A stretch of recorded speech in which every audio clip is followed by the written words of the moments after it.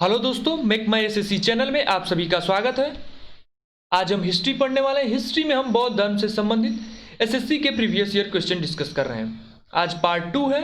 इससे पहले हमने 20 क्वेश्चन जो एसएससी के विभिन्न परीक्षाओं में पूछे गए हैं तथा परीक्षा के दृष्टिकोण से वेरी इंपॉर्टेंट क्वेश्चन है तथा आने वाली परीक्षाओं में रिपीट हो सकते हैं, वे क्वेश्चन डिस्कस किए हैं। इस वीडियो में हम कुछ क्वेश्चन और डिस्कस करेंगे जो परीक्षा के दृष्टिकोण से महत्वपूर्ण है तथा आने वाले परीक्षाओं में जैसे आरआरबी, एनटीपीसी, ग्रुप डी के परीक्षाओं के लिए तो वेरी इंपॉर्टेंट क्वेश्चंस है तथा एसएससी के लिए भी ये इंपॉर्टेंट क्वेश्चन है। तो चलिए आज का सेशन शुरू करते हैं। क्वेश्चन नंबर 21, बुद्ध ने अपना प्रथम उपदेश कहाँ दिया था? ये एक वेरी इंपॉर्टेंट क्वेश्चन है। एसएससी के तथा रेलवे के लगभग सभी परीक्षाओं में हर शिफ्ट में अगर जो इससे बौद्ध धर्म से क्वेश्चन आता है तो इससे को आने की संभावना सबसे अधिक रहती है। बुद्ध ने अपना प्रथम उपदेश कहाँ दिया था? तो इसका करेक्ट आंसर है बुद्ध ने अपना प्रथम उपदेश सारनाथ में दिया था। सारनाथ में बुद्ध ने अपना प्रथम उपदेश दिया था। क्वेश्चन नंबर 22, बुद्ध के प्रथम उपदेश देने की घटना को क्या कहा गया? तो बुद्ध को प्रथम उपदेश अपना कहाँ दिया था? बुद्ध ने अपना प्रथम उपदेश सारनाथ, और इस घटना को क्या कहते हैं? धर्म चक्र प्रवर्तन। बुद्ध के प्रथम उपदेश देने की घटना को धर्म चक्र प्रवर्तन कहते हैं तथा बुद्ध ने अपना प्रथम उपदेश सारनाथ में दिया था। इससे इंपॉर्टेंट 2 क्वेश्चन पूछे जाते हैं। क्वेश्चन नंबर 23, बौद्ध धर्म के त्रिरत्न कौन से हैं? यदि आप बौद्ध धर्म का धारण करते हैं तो बौद्ध धर्म में 3 जो उसके धर्म है त्रिरत्न के नाम से संबोधित किए जाते हैं, जो बौद्ध धर्म के आधार स्तंभ भी कहे जा सकते हैं। तो उसमें 3 रत्न है, बुद्ध, धम्म तथा संघ। बौद्ध धर्म के 3 रत्न बुद्ध, धम्म तथा संघ। ये क्वेश्चन ऑप्शनल पूछे जाते हैं। इसके जगह पर कोई और क्वेश्चन एक और ऑप्शन में दे देगा, पूछा जाएगा इसमें से कौन सा त्रिरत्न नहीं है, तो उसमें से आपको कलेक्ट करना होगा। तो बौद्ध धर्म के 3 रत्न बुद्ध, धम्म और संघ। क्वेश्चन नंबर 24, बुद्धकालीन प्रसिद्ध नगर कितने तथा कौन कौन से हैं?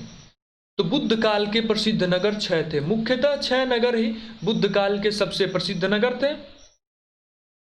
उसमें से पहला नगर है साकेत, दूसरा नगर है कौशाम्बी, तीसरा नगर है वाराणसी, चौथा चंपा, 5वां राजगृह तथा 6ठा है सरावस्ती।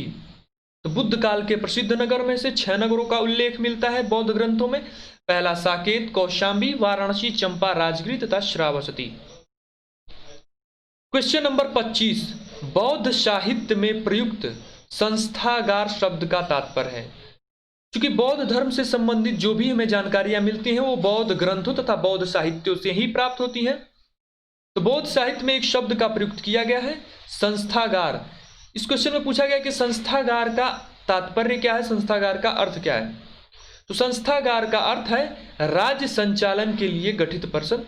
चूंकि इसके नाम से संबंधित हो रहा है कि यह कोई राजनीतिक संस्था है, तो अतः इससे संबंधित है राज्य संचालन के लिए गठित परिषद को हम संस्थागार कहते हैं। क्वेश्चन नंबर 26, आजीवक संप्रदाय की स्थापना किसने की थी? आजीवक संप्रदाय की स्थापना मक्खलिगोसल ने की थी। मक्खलिगोसल आजीवक संप्रदाय की स्थापना मक्खलिगोसल द्वारा की गई थी। क्वेश्चन नंबर 27, महात्मा बुद्ध की जन्म स्थली लुम्बिनी वन किस महाजनपद के अंतर्गत आती है? तो लुम्बिनी जो प्रेजेंट इस समय नेपाल में है, लुम्बिनी जंगल में महात्मा बुद्ध का जन्म हुआ था। तो लुम्बिनी जो जन्म थी वो कोशल महाजनपद के अंतर्गत आती थी। कोशल महाजनपद के अंतर लुम्बिनी वन आता था जहां महात्मा बुद्ध का जन्म हुआ था। वो उस समय अपने मामा के यहाँ जा रहे थे, लुम्बिनी जंगल में महात्मा बुद्ध का जन्म हुआ। क्वेश्चन नंबर 28, बुद्ध का परिनिर्वाण स्थल कुशीनगर किस महाजनपद के अंतर्गत आता था? अब इसमें एक इंपॉर्टेंट क्वेश्चन आता है कि परिनिर्वाण किसे कहते हैं? तो परिनिर्वाण जिस दिन महात्मा बुद्ध की मृत्यु हुई थी उस घटना को हम परिनिर्वाण कहते हैं। मृत्यु की घटना को परिनिर्वाण। तथा कुशीनगर महाजनपद किसके अंतर्गत आता है? तो मल्लगढ़ राज्य के अंदर कुशीनगर महाजनपद आता है। क्वेश्चन नंबर 29, बुद्ध काल में वाराणसी क्यों प्रसिद्ध था?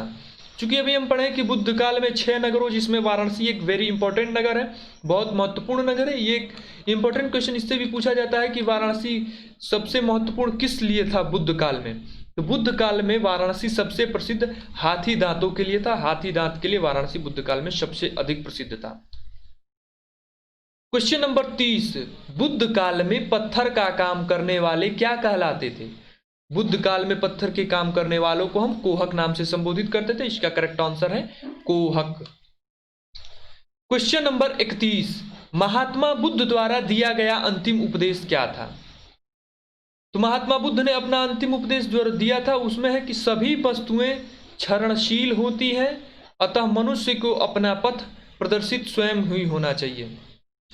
महात्मा बुद्ध ने कहा था कि सभी वस्तुएं क्षरणशील हैं, मनुष्य को अपना पथ प्रदर्शक स्वयं ही होना चाहिए, मनुष्य का कोई पथ प्रदर्शक नहीं हो सकता है। क्वेश्चन नंबर 32, जिस स्थान पर बुद्ध को ज्ञान प्राप्ति हुई उस स्थान को हम क्या कहते हैं? उस स्थान को हम बोध गया के नाम से संबोधित करते हैं। 6 वर्षों तक निर्जल बिना कुछ खाए पिए महात्मा बुद्ध ने तपस्या की पीपल के पेड़ के नीचे। वह स्थान बोध गया के नाम से संबोधित होता है। इसका करेक्ट आंसर है बोध गया। इससे संबंधित 2-3 क्वेश्चन और पूछे जाते हैं। कितने वर्षों तक तपस्या की थी? 6 वर्षों तक। उस समय महात्मा बुद्ध की उम्र क्या थी? तो उस समय महात्मा बुद्ध की उम्र 35 वर्ष थी। और वह स्थान कौन सा है? बोध गया। और पीपल के पेड़ के नीचे महात्मा बुद्ध को ज्ञान की प्राप्ति हुई। क्वेश्चन नंबर 33, बुद्ध के प्रथम 2 अनुयायी कौन हैं? तो बुद्ध ने जब बौद्ध धर्म का प्रचार किया, अपने धर्म का प्रचार किया, तो उस समय बौद्ध धर्म के प्रथम 2 अनुयायी कालिक तथा तापसु थे। ये एक इंपॉर्टेंट क्वेश्चन है, इसमें हमें कंफ्यूज नहीं होना है कि कौन उनके शिष्य थे, कौन उनके 5 शिष्य थे, लेकिन उनके 2 अनुयायी थे, कालिक तथा तापसु। अनुयायी तथा शिष्यों में अंतर है। कालिक तथा तापसु उनके शिष्य हैं तथा उनके 5 ब्राह्मण, तापसी तथा कालिक उनके अनुयायी हैं तथा उनके 5 ब्राह्मण शिष्य थे। क्वेश्चन नंबर 34, भारत से बाहर बौद्ध धर्म को फैलाने वाला सम्राट है। तो इसमें भारत से बाहर बौद्ध धर्म को फैलाने का सबसे अधिक श्रेय जाता है किसी को? तो सम्राट अशोक को, मौर्य वंश के शासक सम्राट अशोक को। क्वेश्चन नंबर 35, बौद्ध धर्म को अपनाने वाली प्रथम महिला कौन थी?